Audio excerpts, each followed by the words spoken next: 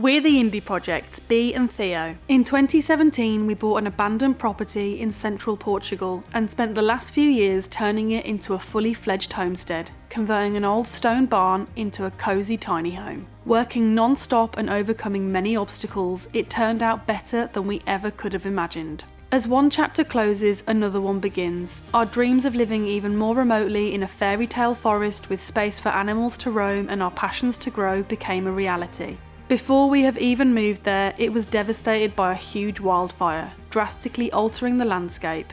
Immense flash floods followed as the land couldn't hold onto the water. Follow us as we carve out our new life on Miracle Mountain.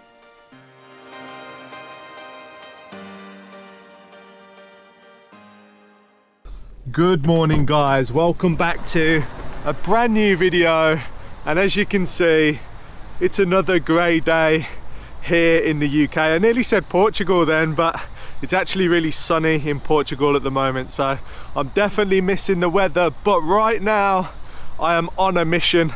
Let me show you what I'm up to. So the other day I went and picked up this trailer, which is going to be incredibly useful in Portugal, but this also allows me to take some things back to the UK that I can't get easily in Portugal. So yeah, this trailer is going to be so useful around the farm.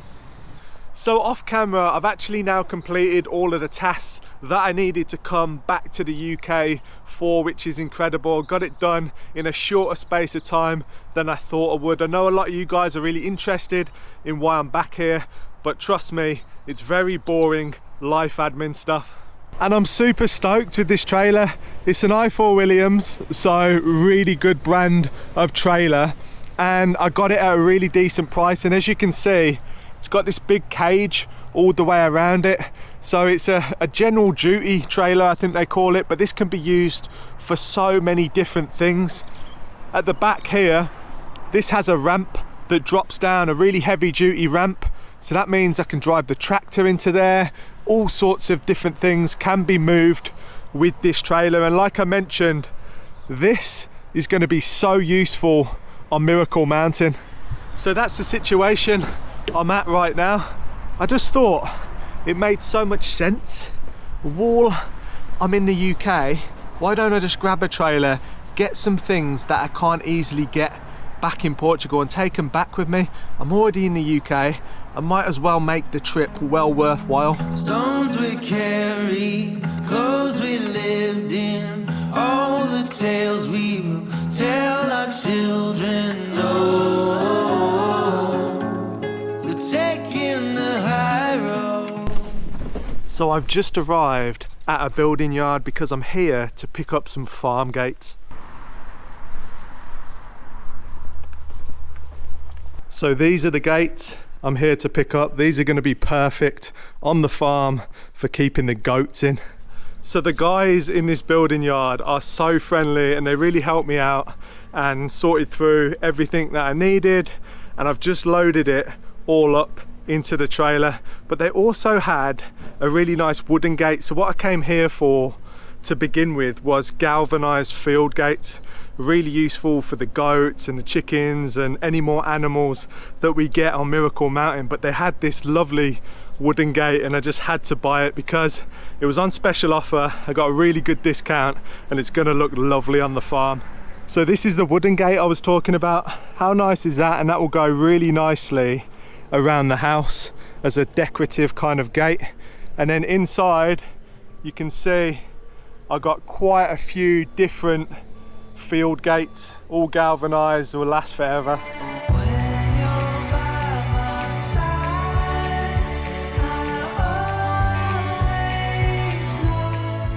You might have noticed that I've changed vehicles again, and I'm back in the camper van, and that is because I'm on one last mission to try and find a couple of things that would be really useful to take back to Portugal. So that is what I'm doing. I've got about an hour drive to get to the destination for now, and then I'm gonna have to find somewhere to park up tonight. But the weather is absolutely terrible. It's changed for the worst. It is raining so hard right now, and it's gonna be a long evening if it stays like this.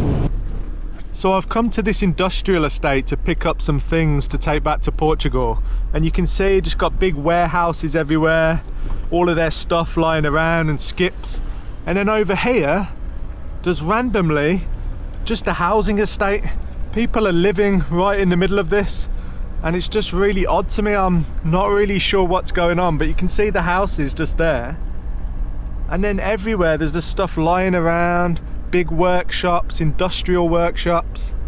I'm not sure what's going on. The industrial estate is in the middle of a field, so I imagine what's happened is the housing estate was there first in the countryside, and then they decided to build this massive industrial estate all around the houses. It's just a real shame for the people who live there.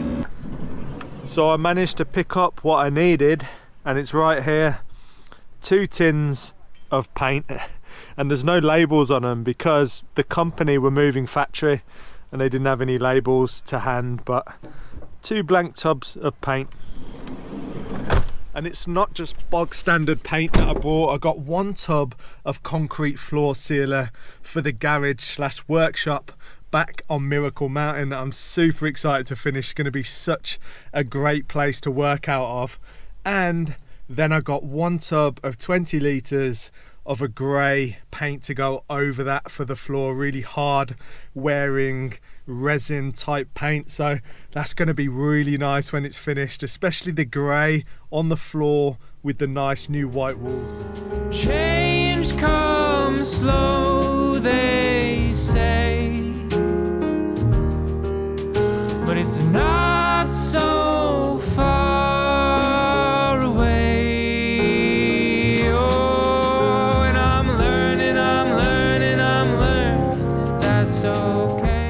So I have just arrived in a place called Matlock Bath in the Derbyshire Dales. This is a really pretty area. It's a beautiful town, loads of quaint old buildings with a nice river running through it. But I've just pulled up into the car park and it's only just gone 4 o'clock in the evening and it's already getting dark.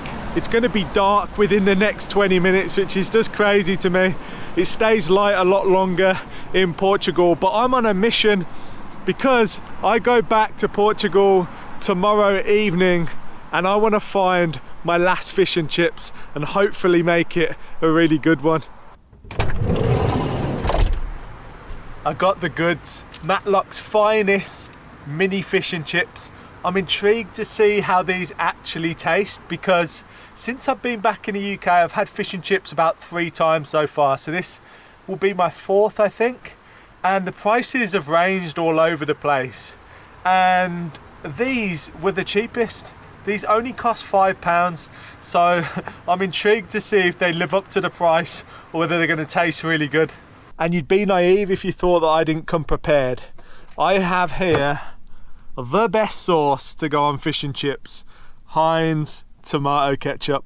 And yes, it has to be Heinz. Anyway, I feel like a food review YouTube channel tonight with these fish and chips, but I'm going to get stuck in and see how this £5 fish and chips actually taste. Let's have a look, see what we're dealing with here. That looks good. I need 2 hands to be able to peel this paper off, but that does actually look really nice. You can see the fish and chips actually steaming on this shot, which is funny. Piping hot fish and chips is always the best. And I've just had a little bit of the fish. I'd say it's really good so far, but I haven't tried any of the chips yet. So I'm going to try one now on camera. Looks decent, but looks are deceiving. So let's give it a go.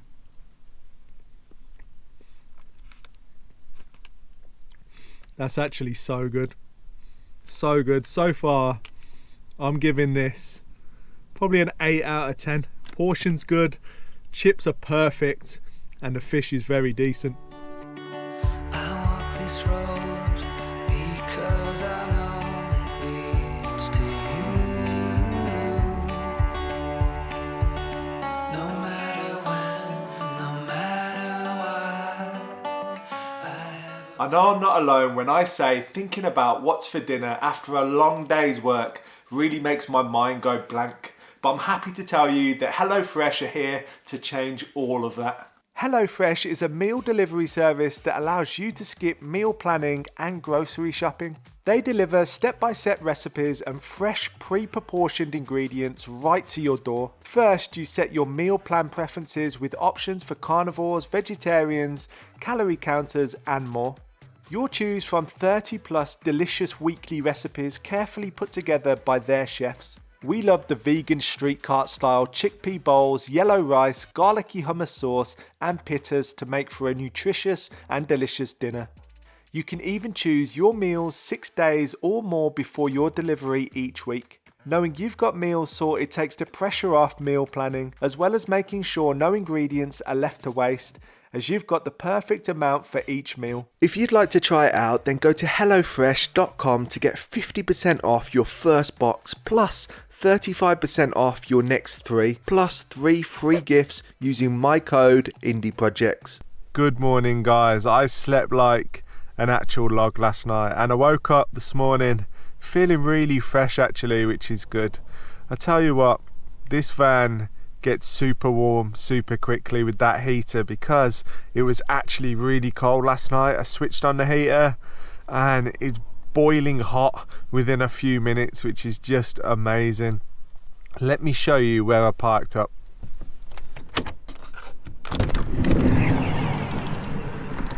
So this is where I parked up last night. It's a really nice park up actually. I just put myself out the way over there by the wall, but you can see over here by these puddles, and they're actually really deep, how much rain we had last night. It was crazy. It was absolutely hammering down on the van, but I was inside, lovely and cozy.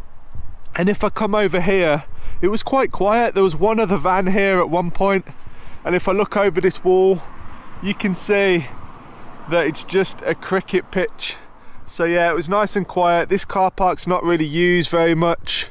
And over here, what's exciting is there's a patch of sun trying to break through, so hopefully today will be nicer. I'm setting the sun, I'm ready to run, I'm walking a tightrope. I'll give you the full spring singing a song, we're taking the high road. We're taking the high road.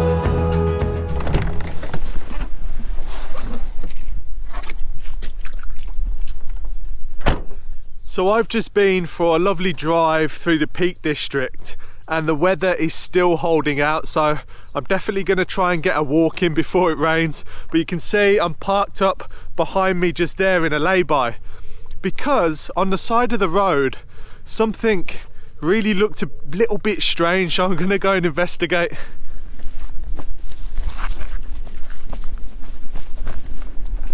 So the location where I'm at is called Derwent Reservoir, and you can see all the way up here, that's where the reservoir will be located further up the valley. But you can see this here, it's so low, there's hardly any water in here, and I'm not sure if that's because I know the UK had a really bad summer for rain. It was really dry, but it's a beautiful location. This is just classic English countryside here in the Peak District. And just down there is where I spotted a building that looked like it was half underwater, so that's where I'm going to investigate. And you'd have to be absolutely crazy to go swimming on a day like today in here. And the temperature has dropped massively over the last couple of days, so I am looking forward to getting back to Portugal and getting some of that lovely warm winter sun on my skin because it really does make a difference. Like, you wake up in the morning and when it's sunny you just want to get stuff done. So I don't know if this water level is normal for this time of year. Maybe some of you guys can enlighten me if you live locally and you know this area, but you can see up here, that is where the water line can go to because it's all eroded at the top there. And then all the way down here, it's quite a long walk to get down to that building that I saw from the side of the road. It's super slippy walking along the bottom here, but you can see the building just there. I have no idea what that building would have been used for. Maybe it's like in Portugal where they flood villages and stuff like that to build the reservoirs in certain areas that they no longer inhabit or need, and they just flood whole villages. So when there's a drought, you can actually see the buildings and bridges and stuff like that reappear.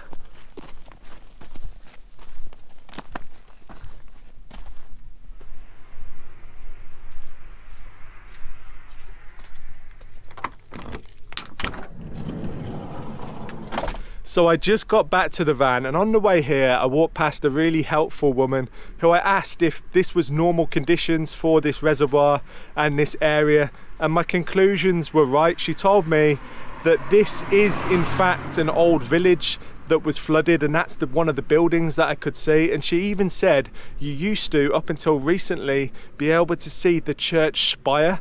I think the village was flooded in about the 40s. I haven't got any internet on my phone, so I can't do any research, but she said she thinks it was around the 40s that the village was flooded, and you could see the church spire sticking out when the water level was a little bit lower. But unfortunately they demolished it because people were swimming out and standing on the spire, and it just got really dangerous. So that's a real shame, but it just shows there's been so much rain here in the UK, but it was such a dry summer that the water level is nowhere near where it needs to be. And we've had obviously a similar thing happen in Portugal and many other places around the world. But I've had a great trip here to the UK. I've completed all of the tasks that I needed to complete, but I am looking forward to getting back to Portugal, getting back to the farm, seeing Bee and the animals.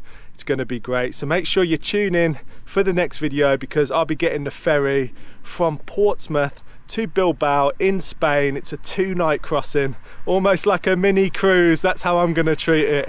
I'm going to have a good time on that boat, and then I've got about a day's drive to get back to Portugal onto the farm. So tune in for the next video to see all that.